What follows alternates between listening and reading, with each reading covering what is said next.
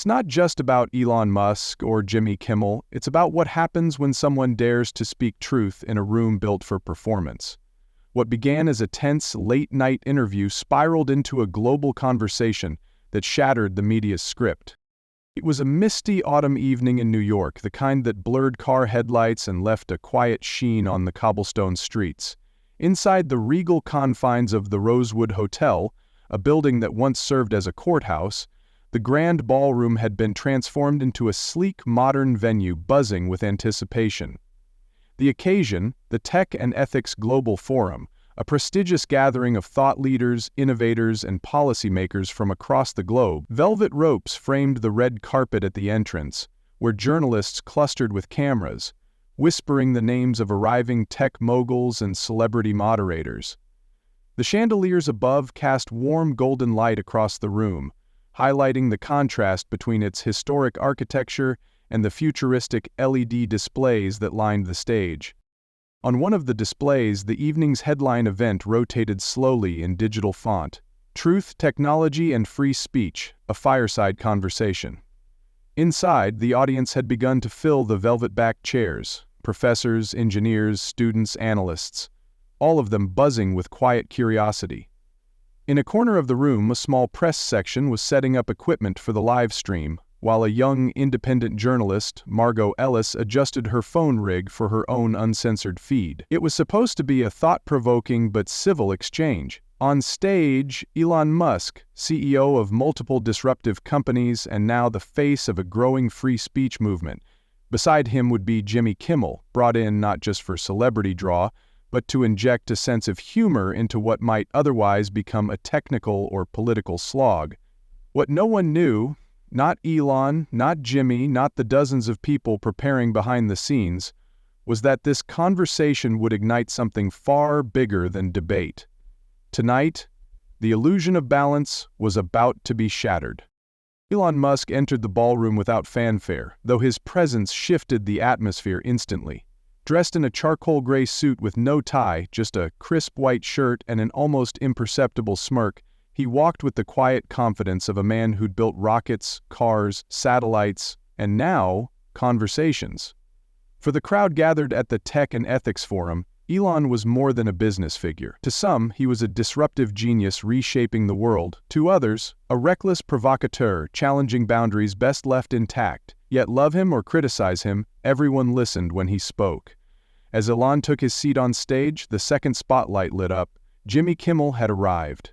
Known for his late-night charm and quick wit, Jimmy was a surprise addition to the summit's speaker roster. He strode across the stage with practiced ease, greeting the audience with a flash of Hollywood. His reputation preceded him, the comic voice of America's living rooms, a man who could both diffuse tension and spark debate. But tonight, Jimmy was stepping outside his usual turf. This wasn't a studio, there was no laugh track. Opposite him sat someone not easily rattled. Behind the scenes, watching quietly from the media pit, was Margot Ellis, a 27-year-old freelance journalist live streaming for a small but loyal following.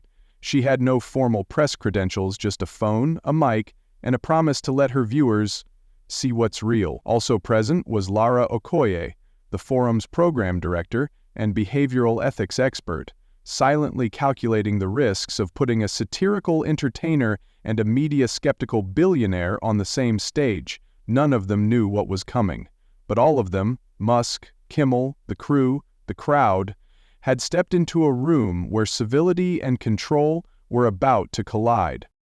The opening moments of the conversation unfolded with a kind of choreographed charm.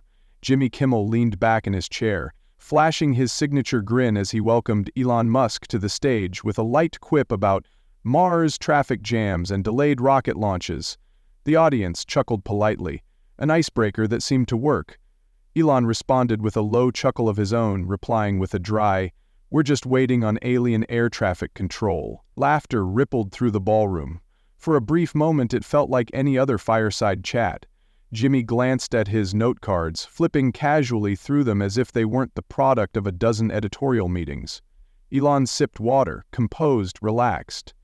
But beneath the surface, something taut was beginning to stretch. "So," Jimmy began, his tone shifting just slightly, You've gone from launching rockets to launching tweets. Some say you've traded in science for sensationalism." The crowd gave a softer, more uncertain laugh. Elon raised an eyebrow but didn't take the bait. "I think people are just tired of being told what to think," he replied coolly. "They want to see the raw data, even if it's messy." Jimmy's smile tightened. "Sure, sure," he said, crossing one leg over the other. "But what happens when the raw data turns into conspiracies and chaos?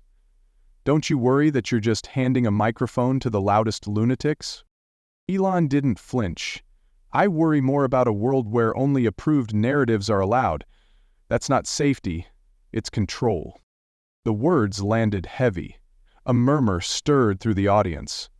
Jimmy sat up a little straighter, his grin faltering, eyes narrowing slightly. He was shifting, pivoting. "Okay, but come on," he said, tone still wrapped in humor, but with an edge now. "You've been cozying up to every side of the political aisle. Are you trying to be everyone's savior, or just making sure no one really knows where you stand?" That was the moment the mood changed.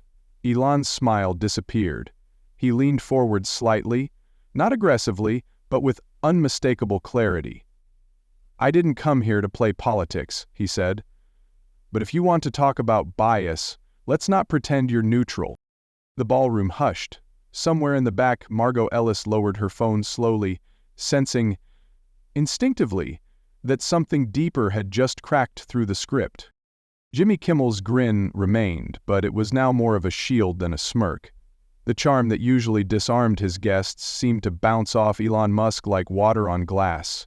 "Look," Jimmy said, voice rising a half step, "we get it. You're not exactly afraid of controversy. You run companies, you shoot rockets, you tweet a lot. But you've also let your platform turn into a playground for trolls. That's not freedom. That's irresponsibility." A few claps came from one side of the room, others stayed silent, unsure where the line was being drawn. Elon paused, then replied with a cool confidence, "Freedom doesn't mean clean. It doesn't mean easy. It means all voices, even the ones we don't like, get to be heard. Censorship dressed up as compassion is still censorship." Jimmy leaned in. "Isn't there a line? Don't platforms have a responsibility to protect the public from misinformation, hate, manipulation?" Elon didn't blink.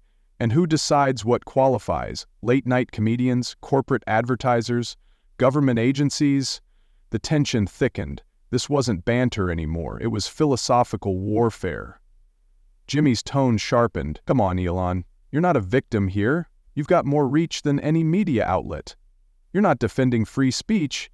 You're just angry you can't control the narrative." Elon sat still for a beat, then replied, "No, I'm angry that narratives are controlled at all." You could feel the audience shifting. The room had become a living battleground.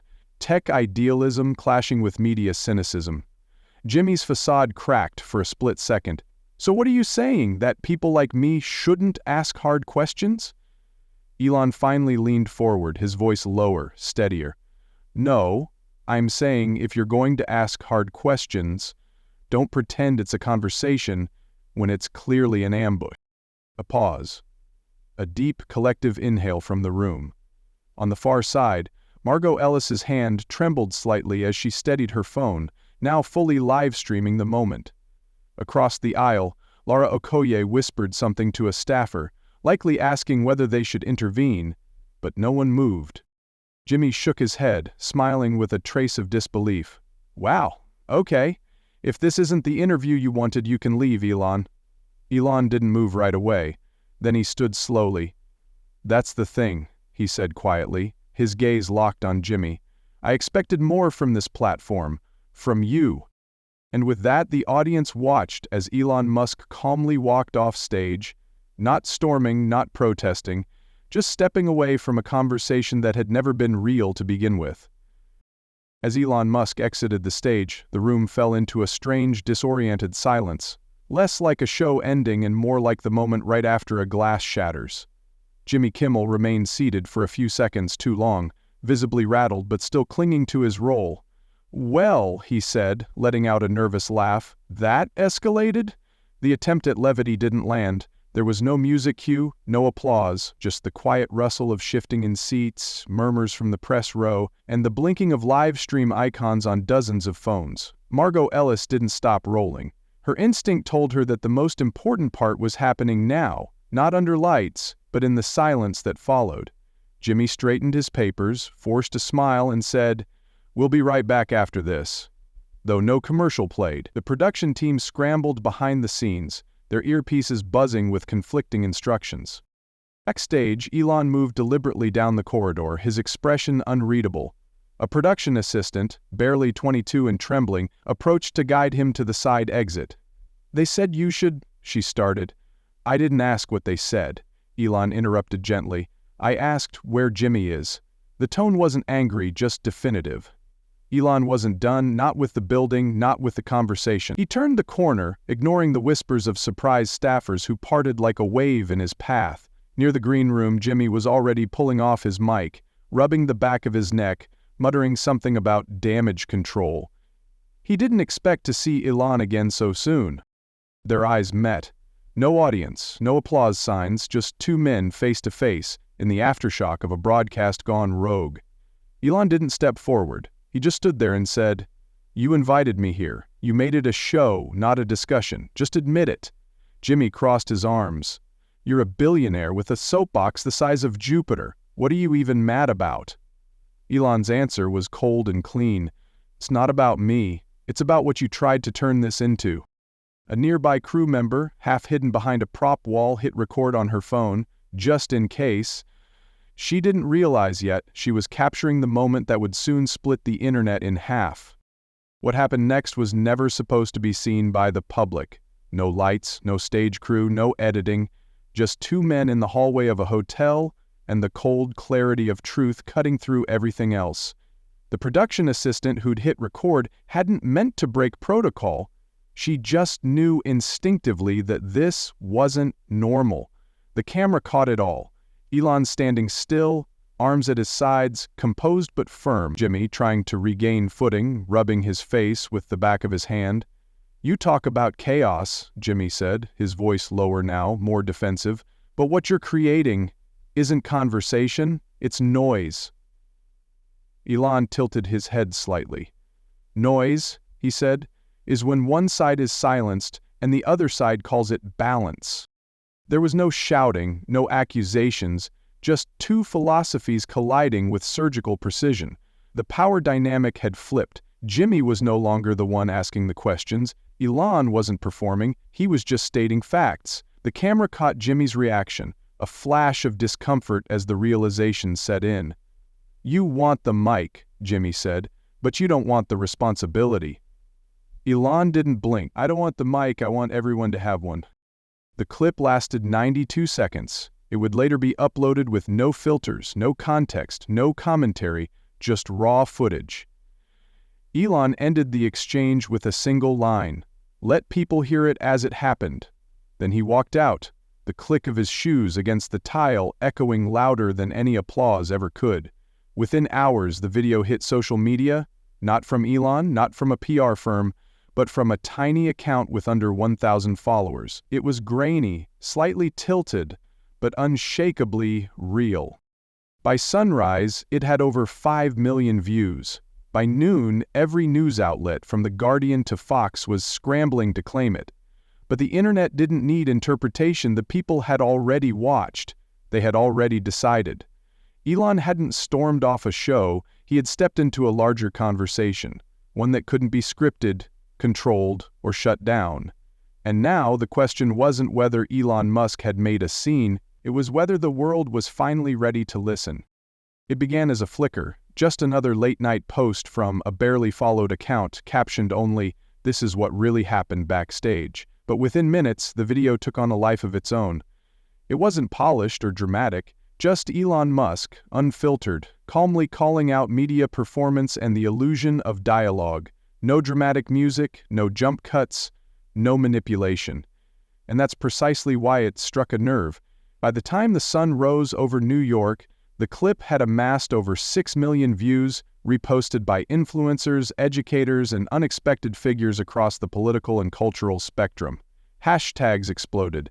"Let people hear it," "Free the mic," and "Elon unedited" began trending globally.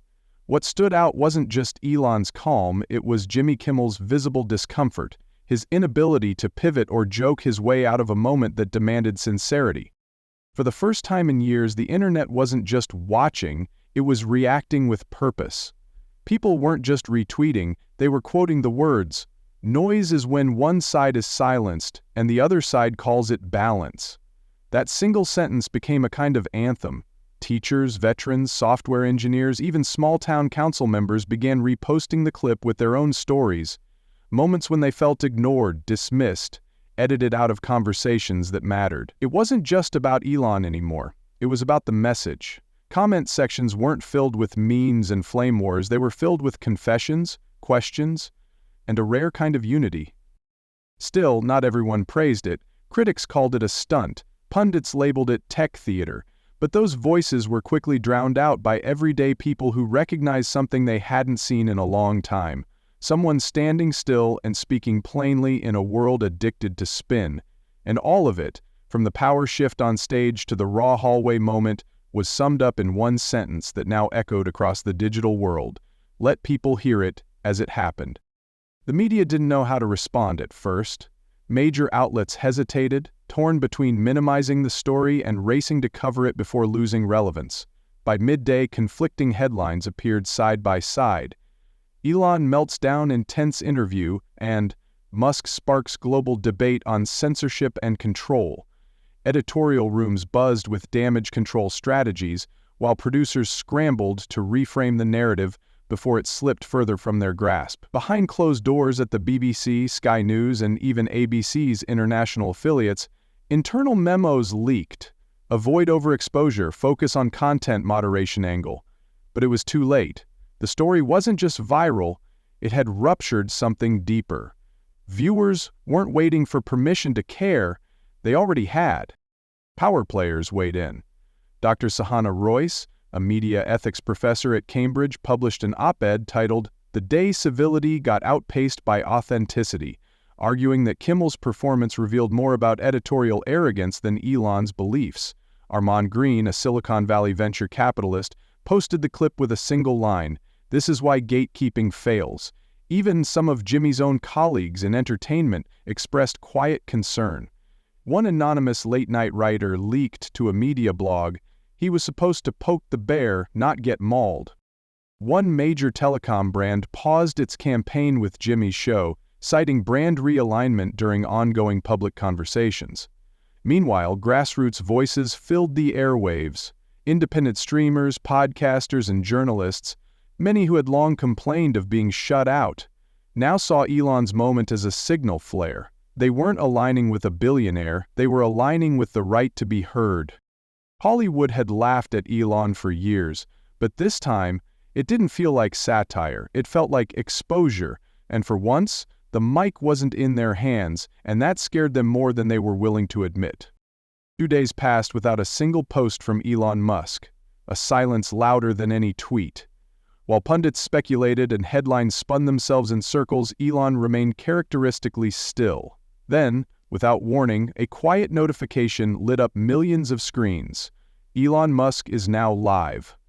No promotional teaser, no flashy graphics, just a shaky stream that opened on a dimly lit room, a single desk lamp, casting soft shadows over a stack of books behind him. Dressed in a plain black t-shirt, Elon looked rested, focused, and unguarded.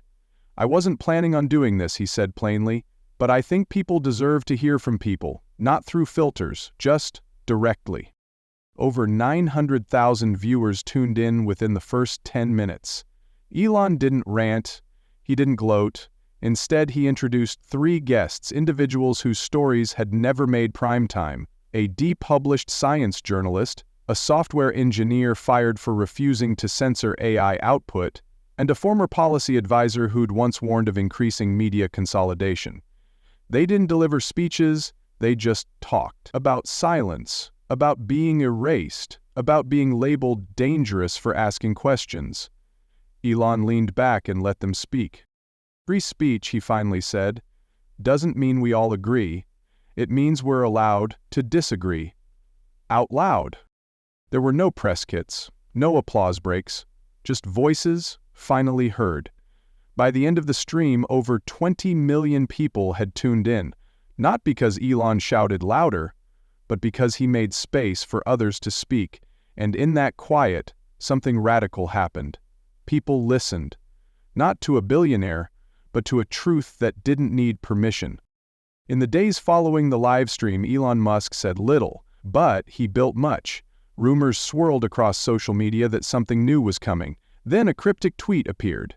If they won't give you the mic, build your own stage. Within 48 hours, it became clear what he meant. From a repurposed floor inside SpaceX's Austin headquarters, Elon unveiled OpenFrame, not a social media platform, but an open-source broadcast infrastructure designed to bypass traditional media filters. It allowed anyone, whether a journalist, artist, veteran, teacher, or factory worker, to host live conversations, debates, and Q&As without interference from algorithms or corporate editors. Skeptics dismissed it at first. Another vanity project, they said, another billionaire experiment. But within a week, OpenFrame had over 3 million users. Not bots, not influencers, real people.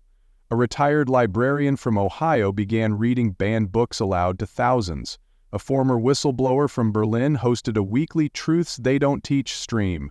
Conversations sprung up in Spanish. For once, there were no trending topics, just people choosing what to hear and what to say.